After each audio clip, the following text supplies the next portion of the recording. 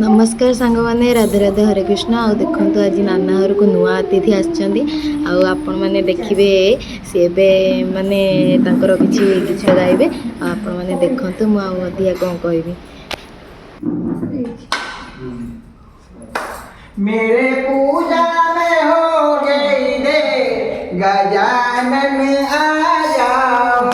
मेरे पूजा में हो गई दे गजानन आ जाओ। मेरे पूजा में हो गई दे गजानन आ जाओ। आ जाओ रे आ जाओ। आ जाओ रे आ जाओ। मेरे पूजा में हो गई दे गजानन आ जाओ।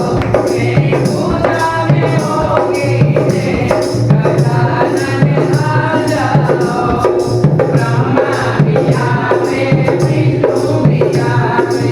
ब्रह्मा भी आवे विष्णु भी आवे। रानी ने कर दिया रे गजानन आ जाओ। मेरी पूजा में हो गई दे गजानन आ जाओ। आ जाओ देवा आ जाओ। आ जाओ देवा आ जाओ। मेरे पूजा में हो गई दे गजानन आ जाओ। मेरी पूजा में हो गई दे गजानन आ जाओ। राम भी आवे लक्ष्मण भी आवे। राम भी आवे लक्ष्मण भी आवे। सीता ने कर दिया रे गजानन आ जाओ। मेरी पूजा में हो गई दे गजानन आ जाओ। आ जाओ देवा आ जाओ। आ जाओ देवा आ जाओ।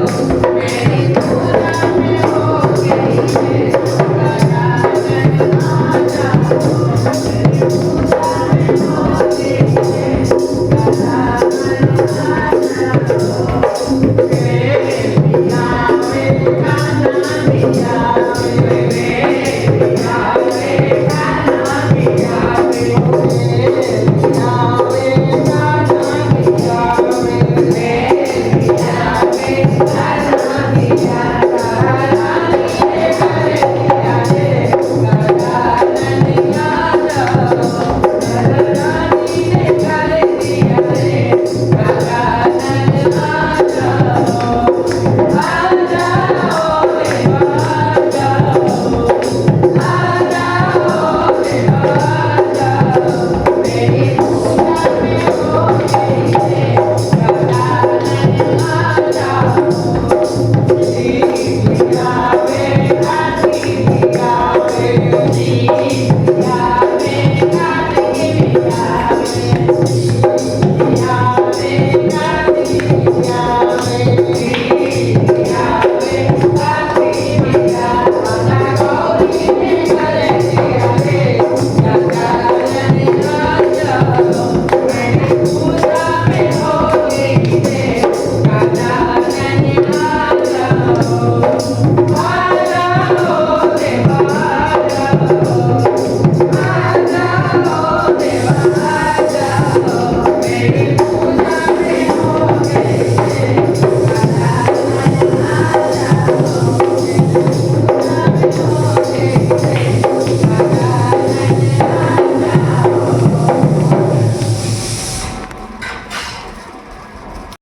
सांग मैंने आपण मैंने तो देखिले से केते सुंदर गीत गाइले आउ सुंदर गीत एते गीतटा बहुत सुंदर होइतिला आउ माने एटा तो मु शॉर्ट वीडियो बनैतिली शॉर्ट वीडियो रे पकै बोली किंतु जेहेतु एटा 3 मिनिट ऊपर को 8 मिनिट वीडियोटा हो जाइए आ कौन करी माने शॉर्ट वीडियो तो माने हबनी सेति पई कौन करली ना मु माने ताको लॉन्ग रे ही पोस्ट करदेवी कारण शॉर्ट रे तो जीवा असंभव तापरे होची एठी से किछि माने चावल दउतिले आ पैसा भी देगी गले पैसा तंबा पैसा शायद देचन ତମ୍ବା ପଇସା, ହଁ ତମ୍ବା ପଇସା ହିଁ ଦେଇଛନ୍ତି।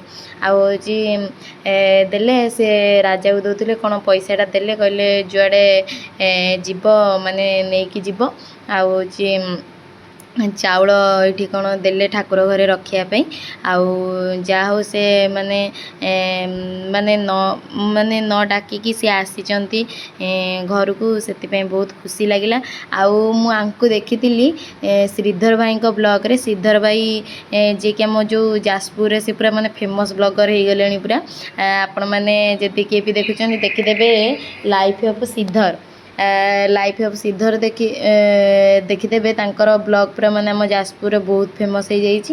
ଆଉ ତାଙ୍କରି ଭିଡ଼ିଓରେ ମୁଁ ଆଙ୍କୁ ଦେଖିଥିଲି, କାରଣ ତାଙ୍କର ଗୋଟେ ପୁଅଟେ ହେଇଥିଲା ସେ ଶ୍ରୀଧର ଭାଇଙ୍କର।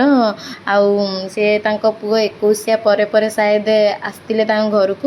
ଆଉ ମୁଁ ତାଙ୍କ ଭିଡ଼ିଓରେ ହିଁ ମାନେ ଆଙ୍କୁ ଦେଖିଥିଲି ସମସ୍ତଙ୍କୁ।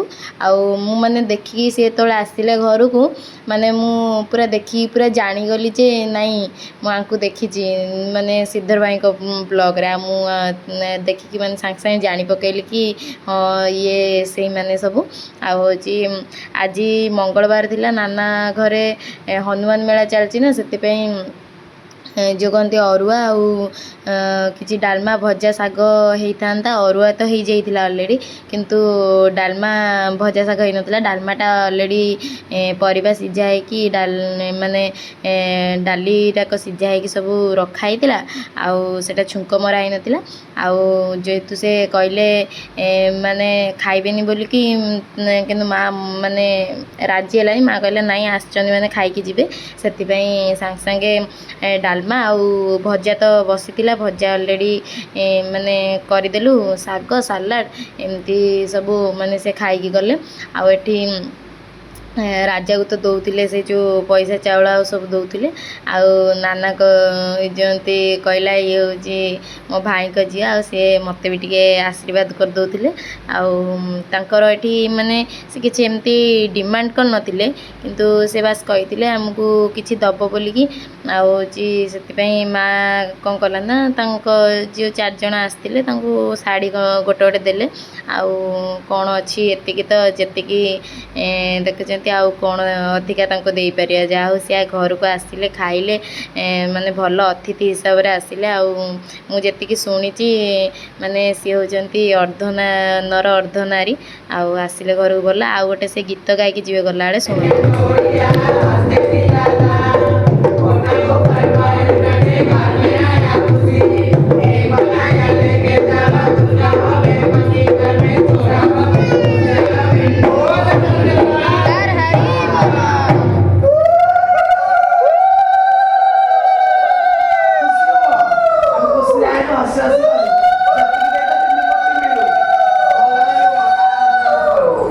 ନିହାତି ଭିଡ଼ିଓଟି ଭଲ ଲାଗିଥିଲେ ନିହାତି କମେଣ୍ଟରେ ଜଣାଇବେ। ଆଜିର ଭିଡ଼ିଓଟି ଏତିକି। ସମସ୍ତଙ୍କୁ ରାଧେ ରାଧେ।